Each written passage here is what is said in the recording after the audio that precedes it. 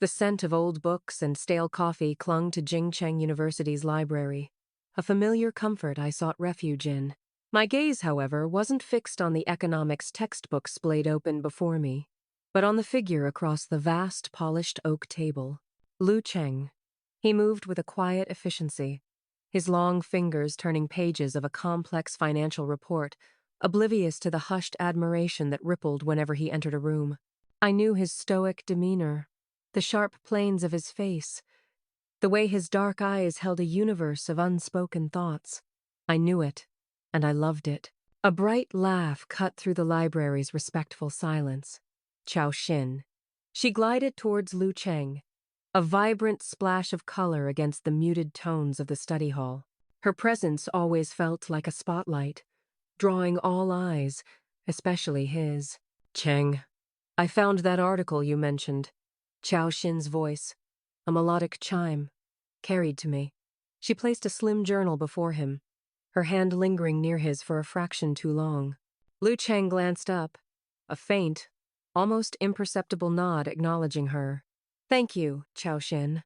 His voice, a low rumble, always sent a shiver down my spine, even when directed at another. It was nothing. She dismissed with a wave, then leaned closer, her voice dropping to a conspiratorial whisper, yet still audible in the quiet. My uncle's firm is looking at a new investment opportunity. He asked about your insights. I watched him. His eyes, usually so guarded, held a flicker of something I couldn't quite decipher as he met her gaze. They talked, their heads bent together, an intimate tableau. He smiled, a rare, fleeting curve of his lips reserved, it seemed, for her. My chest tightened. They understood each other, a silent language spoken through shared connections and family ties.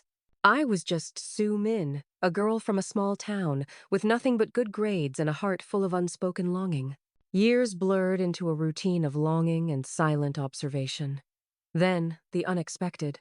My family's struggling textile business, a legacy of worn-out looms and fading dyes, found an unlikely lifeline. A collaboration with the Lu family. Not the immense Lu Corporation, of course, but a smaller, related venture. The news arrived via a frantic phone call from my mother, her voice trembling with a mixture of relief and disbelief. A contractual marriage had been proposed. With Lu Cheng, my world tilted. The boy I'd loved in secret, now a man I would marry. The irony was a bitter taste. He didn't know my heart. He would never know. He was merely fulfilling a family obligation, just as I was. The day before the registration, a thick envelope arrived, addressed to me. It wasn't from the Lu family, but from a distant relative, a kindly aunt who'd always believed in transparency. Inside, a stack of documents, meticulously compiled. Deeds, financial statements, corporate registries. My breath hitched. Lu Corporation, Chairman Lu, the sole heir, Lu Cheng. The paper slipped from my numb fingers. The Lu Corporation. Not a small, struggling venture, but an empire. He had hidden it all. His humble demeanor, his quiet studies, his polite interactions with Chao Xin. All a masterful facade. My mind reeled. Chao Xin. She had married a petty official months ago, moved to another province. She had missed this. She had missed times him asterisk. The true him. A cold dread seeped into my bones. Had he known? Had he seen my innocent affections, my humble background, and chosen me because I was safe, unassuming? Or worse, because I was easily controlled? The marriage was a quiet affair, a legal formality. No grand celebration, no joyous vows, just the solemn signing of papers. Lu Cheng, as always, was impeccably polite, his expression unreadable. Our home, a sprawling mansion on the outskirts of the city, felt like a gilded cage.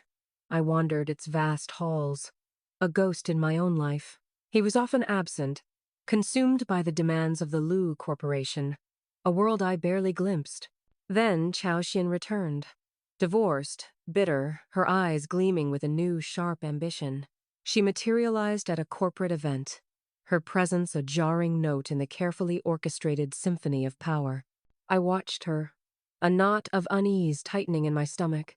She saw him, truly saw him, for the first time. The immense power, the limitless wealth, the man she had unknowingly overlooked. "Sumin, darling, you look... well?" Chao Xin purred, cornering me by the champagne fountain. Her smile didn't reach her eyes. Still the same quiet girl, I see. Jingcheng University feels like a lifetime ago, doesn't it? It does, I managed, my voice thin. "And Lu Cheng," she continued, her gaze sweeping past me to where he stood, commanding attention. "Who would have thought? All that time he was hiding times this asterisk." Her laugh was brittle. "Such a clever man. And you, so clever to find out." A chill ran down my spine. "I didn't know," I whispered. But the words felt hollow even to my own ears. She merely tilted her head, a knowing smirk playing on her lips. "Of course not." Chao Xin wove herself into the fabric of the Lu Corporation with astonishing speed. She leveraged old university connections, fabricated scenarios, whispered insidious doubts. She painted me as a calculating opportunist, a woman who had unearthed Lu Cheng's true identity and then orchestrated our marriage. "Do you remember, Cheng?" she'd say, her voice laced with mock nostalgia whenever I was within earshot. "That economics project? Su Min was always so curious about your family's small business, always asking the most pointed questions. I'd flinch. I never did. I never asked." Lu Cheng's gaze, when it met mine, was a glacial stare. His features, once a source of quiet comfort, now seemed carved from ice.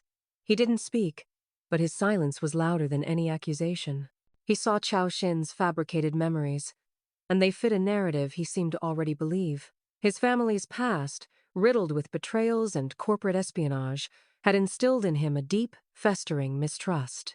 He saw a gold digger where I saw a broken heart. "You trapped me!" he snarled one evening, his voice low and dangerous, echoing in the vast, empty living room. He rarely spoke to me directly anymore, but when he did, his words were daggers. "I didn't," I pleaded, tears stinging my eyes. "I loved you," he scoffed, a harsh, humorless sound. "Love? Or the Lu Corporation's fortune?" He turned his back, dismissing me, a familiar gesture that had become the hallmark of our marriage. The emotional abuse was a slow poison. Isolation became my constant companion. He maintained a professional distance from Chao Xin, never giving her the satisfaction of a true affair, but his coldness towards me was an open wound. Years passed, each one heavier than the last. My spirit withered, my body grew frail. The despair became a physical weight, pressing down on my chest, stealing my breath.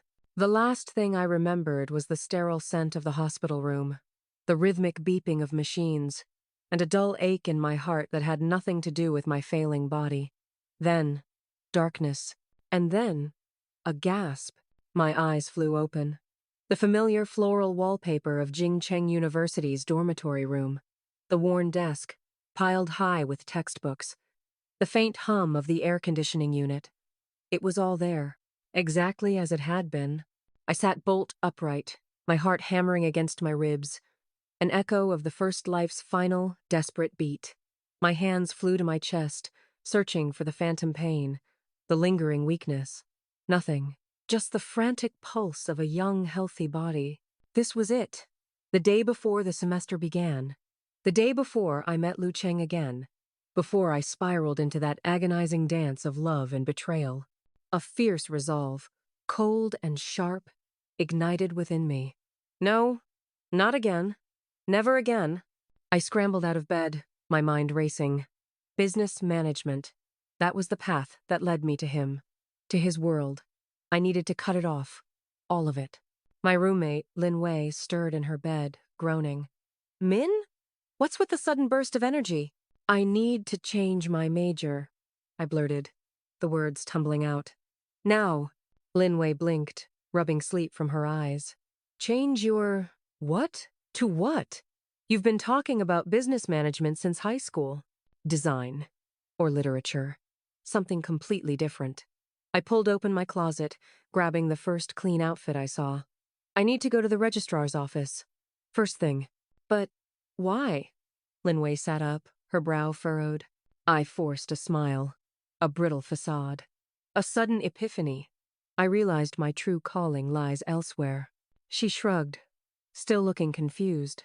Well, good luck, I guess. That's a big step. I nodded, already halfway out the door.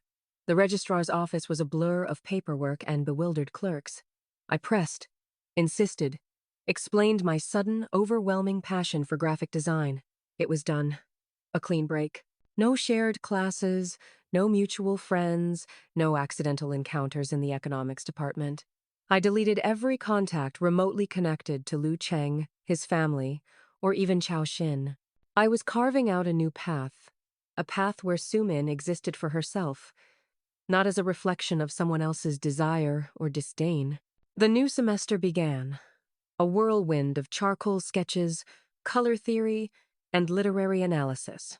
I threw myself into my studies, finding a quiet joy in the creative process, a stark contrast to the cutthroat world of business. My new friends were artists, writers, dreamers. They talked about brushstrokes and metaphors, not market shares and mergers. Weeks passed. I saw no sign of Lu Cheng. A wave of relief washed over me, followed by a pang of something akin to sadness. The love I'd once held, now a ghost of a memory, still lingered, a faint ache in my chest. But the pain of his betrayal overshadowed it, a powerful shield. One afternoon I sat sketching in the campus garden, the scent of blooming jasmine heavy in the air. A shadow fell over my sketchbook. My hand froze. "Your lines are expressive," a low voice commented. My head snapped up. Lu Cheng. My breath hitched. He stood there, impossibly handsome, dressed in a simple, dark shirt that somehow made him seem less imposing than I remembered, yet still commanding. His eyes, those dark, intense eyes, held a depth I hadn't seen in the first life. No, that wasn't right. They held a time's gentleness, times I hadn't seen. I scrambled to my feet, clutching my sketchbook to my chest. "Lu Cheng," I managed, my voice barely a whisper. My heart hammered, a frantic drumbeat against my ribs. Fear, cold and sharp, pierced through the fragile peace I had built. He offered a small, hesitant smile. "Sumin, I heard you changed your major." I stared at him, bewildered. How? How could he know? I had meticulously erased all connections. I did. "Design," he continued, his gaze sweeping over my sketch. "An excellent choice. You always had an eye for beauty." My mind raced. This wasn't the cold, indifferent Lu Cheng I remembered from the first life's beginning. This was different. Wary. I took a step back. "What do you want?" His smile faltered. A flicker of pain crossed his features, so quick I almost missed it. I wanted to see you." "Why?" The word came out sharper than I intended. He sighed, a soft exhalation that ruffled the leaves of the nearby jasmine bush. "I understand if you don't want to talk to me." "You understand?" I scoffed, a bitter laugh escaping my lips. "You understood nothing in the first life." The words were out before I could stop them, a raw, unfiltered expression of my pain. His eyes widened, a profound sadness settling in their depths. "The first, you remember." It wasn't a question. My blood ran cold. He remembered. He remembered times everything asked, the betrayal, the coldness, the agonizing years, my lonely death. He remembered. The realization hit me with the force of a physical blow. This wasn't just a new beginning for me. It was for him, too. "How?" I whispered, my voice trembling. He took a step closer, his hands held open, a gesture of surrender. "The regret, it consumed me. After you were gone, I wished for a chance. Any chance." His voice was rough, edged with a raw emotion I had never heard from him before. And here we are. I stared at him, a whirlwind of emotions warring within me. Fear, anger, confusion, and a tiny, almost imperceptible spark of something else. Hope? No, not hope, not yet. "What do you want now, Lu Cheng?" "Atonement," he said, his voice barely audible. "Your forgiveness, your trust, your love, if I can earn it." I shook my head, a bitter laugh escaping me. You think it's that easy? You think a do-over erases years of pain? Years of believing I was worthless? No, he said, his gaze unwavering. I know it isn't easy. I know I don't deserve it. But I will try. Every day. For as long as it takes. You hurt me, I said, the words a jagged shard of glass. You broke me. I know, he whispered, his eyes filled with a self-loathing that seemed almost unbearable. And I will never forgive myself for it. But I can, perhaps, try to heal what I broke. I turned away, overwhelmed. The scent of jasmine suddenly felt cloying. I can't. I can't. I won't force you, he said, his voice gentle, respectful. I won't even ask you to forget. Just allow me to show you, not with words, but with actions. He left then, a quiet retreat. I watched his back, a strange mix of relief and a new, unsettling curiosity swirling within me. This wasn't the Lu Cheng I knew. This was a man humbled, broken, and desperate for redemption. Days turned into weeks. I immersed myself in my art, but the memory of our encounter lingered, a persistent hum beneath the surface. He was true to his word. He didn't force, didn't pressure, but he was there, subtly. My art supplies, usually a meager collection, suddenly expanded. A new set of high-quality brushes appeared in my dorm room, carefully placed on my desk when I was out. A rare pigment I'd coveted for months materialized in my art locker. I knew it was him. One evening, struggling with a particularly complex design project, my laptop crashed. Panic seized me. Weeks of work, gone. Suddenly, a knock on my dorm room door. Lin Wei opened it. Min, someone left this for you. A slim, elegant tablet box sat on my desk. Inside, the latest model, preloaded with every design software imaginable, and a tiny handwritten note. For your creations. Don't let anything stop them. No signature, but I knew. The next day, I found him in the campus cafe, nursing a cup of tea, a stack of what looked like architectural blueprints beside him. I approached his table, the tablet clutched in my hand. This is too much, Lu Cheng. He looked up, his eyes holding that familiar, gentle sadness. It's nothing. Your work is important. You can't just buy your way into my life, I said, my voice tight. I'm not trying to buy anything, he replied, his gaze steady. I'm trying to support your passion, to make sure you have what you need to thrive. Why? I demanded, the word a raw cry. Why are you doing this? He set down his teacup, his fingers tracing the rim. Because I destroyed your spirit once. I will not stand by and watch you struggle when I can offer assistance. Not for me, for you. I don't need your assistance, I insisted, though the tablet felt warm and solid in my hands. Perhaps not, he conceded, a faint smile touching his lips. But sometimes, a little help can make the path smoother. Consider it a donation to the arts.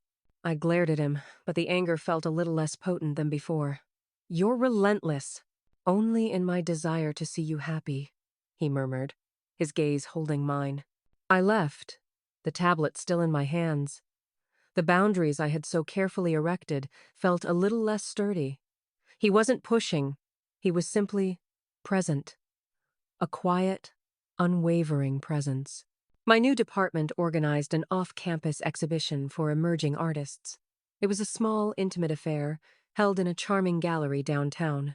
I had 2 pieces selected, abstract interpretations of emotional landscapes. I felt a flutter of pride, a sense of accomplishment I hadn't known in the first life. As I stood by my pieces, explaining my inspirations to a small group, a familiar voice cut through the polite murmurs. These are exquisite, Sumin. Lu Cheng stood beside me, his eyes fixed on my artwork, a genuine admiration shining in them. He wasn't dressed in the usual student attire, but in a tailored suit, looking every inch the powerful CEO he was destined to be. Yet his presence felt softer, more approachable. Lu Cheng, I acknowledged, a little startled. The depth of emotion you convey in these colors, it's breathtaking. He turned to me, his gaze intense. You truly have found your calling. Thank you, I managed, a blush creeping up my neck. His praise, so sincere, disarmed me. I've taken the liberty of sponsoring a new scholarship fund for the design department, he announced, his voice carrying just enough to be heard by the gallery owner and a few patrons. Specifically for students pursuing innovative, emotionally resonant work. Like this. He gestured to my pieces. My jaw dropped. You did what? He smiled, a genuine, warm smile that reached his eyes. It's a small way to give back, and to support the next generation of artists. He leaned in, his voice dropping to a whisper for my ears only. And perhaps, to make sure you have every opportunity to create without financial burden. You're transparently trying to help me, I accused, but there was no real heat in my voice. Is that so terrible? He asked, his eyes twinkling. To want to see you flourish? It's manipulative, I said, but a small smile played on my lips despite myself. Perhaps, he conceded, a hint of self-deprecating humor in his tone. But my intentions are pure. A few days later, a familiar, unwelcome face appeared at the university. Chao Xin. She walked across the quad, her head held high, radiating an air of importance. My stomach clenched. Even in this life, she found her way back. She spotted me leaving the design studio, her eyes narrowing. Sumin. Still playing at art, I see. Her voice was laced with a familiar disdain. I stopped, bracing myself. Hello, Chao Chin. I heard about your little exhibition, she continued, her gaze dismissive. And about the new scholarship fund. Lu Cheng is certainly generous with his family's money, isn't he? She took a step closer, her voice dropping to a venomous whisper. Don't think I don't see what you're doing. You're playing the innocent, struggling artist, hoping to reel him in again. I know your type. My blood ran cold. The old accusations, the old pain. It surged back, sharp and potent. You know nothing, I hissed, my voice trembling with suppressed fury. Oh, I know plenty, she purred, her smile a cruel slash across her face. I know he's single, and that the Lu Corporation is looking for a new public relations director, a position that requires certain connections. Her eyes gleamed with ambition. You had your chance, Sumin. Don't think you can fool him twice. A sudden, strong hand rested on my shoulder. I flinched, then looked up. Lu Cheng. He stood beside me, his presence a solid, unyielding wall between me and Chao Xin. His face was devoid of emotion, but his eyes, when they met Chao Xin's, held a cold, unwavering steel. Chao Xin, he said, his voice flat, devoid of any warmth. A word. She faltered, her confident facade cracking. Cheng, I was just catching up with Sumin. I heard, he replied, his gaze never leaving hers. Perhaps you've forgotten the terms of your family's recent acquisition agreement with the Lu Corporation. Unprofessional conduct, especially towards any individual associated with the Lu family, carries significant penalties. Zhao Xin's face paled. Her eyes darted to me, then back to Lu Cheng, a flicker of fear replacing her earlier malice. I understand. Good, he said, his voice clipped. Now, if you'll excuse us. He didn't wait for her reply, simply turning his back, effectively dismissing her. He then turned to me, his hand still on my shoulder, a gentle, reassuring weight. Are you all right? I stared at him, speechless. He had defended me, openly, publicly, against her. A warmth spread through me, a feeling I hadn't allowed myself to feel in so long. I'm fine, I whispered, but my voice still trembled. She won't bother you again, he promised, his thumb stroking my arm in a soothing gesture. I've ensured it. We walked away, leaving a fuming Chao Xin in our wake. The air felt lighter, the fear of her gone, replaced by a strange sense of protection. You didn't have to do that, I said, though a part of me was immensely grateful. I did, he corrected, his gaze softening. No one will speak to you that way, not while I can prevent it. Not ever again. My heart ached. This Lu Cheng, so different, so protective, so kind. Weeks turned into months. He continued his subtle, unwavering pursuit. He found reasons to be near me. A quiet lunch at the campus cafe, where he would simply read while I sketched. An unexpected appearance at a late-night study session, bringing thermoses of hot tea and snacks for my entire study group. A discreet donation to the university library, ensuring my favorite quiet corner was always available. He never pushed for conversation, never demanded my attention. It simply existed, a quiet, supportive presence.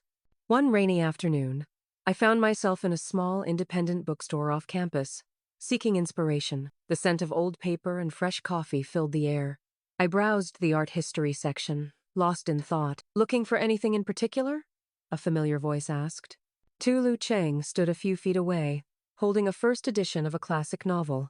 He looked comfortable, at ease, a stark contrast to the boardroom image I had of him. "Just browsing," I replied, a small smile touching my lips. His presence no longer sent a jolt of panic through me, but a quiet sense of calm. "I remembered you always loved this place," he said, gesturing around the cozy store. "You mentioned it once, in passing, during our first year." My breath caught. He remembered. A fleeting, insignificant detail from years ago. From a time when I thought he barely noticed me. "You remember that?" I asked, genuine surprise in my voice. He nodded, his gaze gentle. "I remember everything about you, Su-min. Every word, every glance, every quiet moment." He paused, then continued, his voice low and earnest. "I was a fool, blinded by my own cynicism, by the shadows of my family's past. I saw what I expected to see, not what was truly there." "You believed the worst of me," I said, the old wound still aching but less sharply now. "And that was my greatest sin," he admitted, his voice rough with emotion. "To not trust the purest heart I had ever known. To let a manipulative schemer plant seeds of doubt where there should have been unwavering faith." He closed his eyes for a moment, a spasm of pain crossing his face. "I caused you unimaginable suffering. I know that, and I carry that burden every single day." I watched him, truly seeing him for the first time in this life, the deep lines of sorrow etched around his eyes, the profound remorse in his posture. This wasn't an act. This was genuine. "Why are you doing this?" I asked again. But this time, the question was softer, laced with a nascent curiosity. "Why go to such lengths?" He opened his eyes, his gaze locking onto mine, intense and unwavering. "Because you are my first and only love, Su-min. Even in that first life, beneath all the anger and mistrust, a part of me knew that I had lost something irreplaceable. The regret.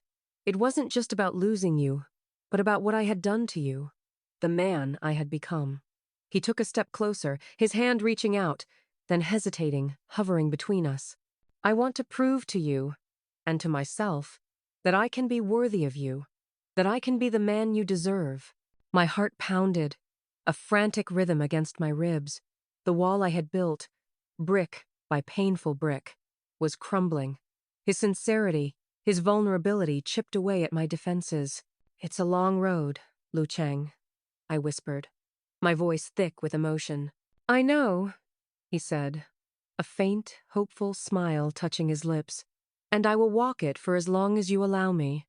I looked at him, at the man who had caused me such agony, and at the man who now stood before me, baring his soul, offering a quiet, respectful devotion. The pain was still there, a ghost of a memory, but it was no longer consuming. In its place, a fragile seed of something new. "All right," I said, my voice barely audible. "Show me." His eyes widened, a flicker of disbelief, then pure, unadulterated joy. "You will?" I nodded, a small, tentative smile gracing my lips. "But no more grand gestures, Lu Cheng. No more secret scholarships or expensive tablets."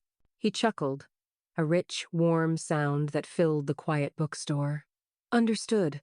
Just coffee and conversation?" "Coffee and conversation," I agreed, a sense of lightness spreading through me. The scent of old books suddenly felt like a promise, not a refuge. We walked out of the bookstore together, the gentle rain having subsided, leaving the air fresh and clean. The future stretched before us, uncertain, yet filled with a new, fragile hope. This time, I wouldn't be a ghost in my own life. This time, I would choose. And perhaps, just perhaps, so would he. Weeks turned into months, then a year. Lu Cheng became a constant, gentle presence in my life.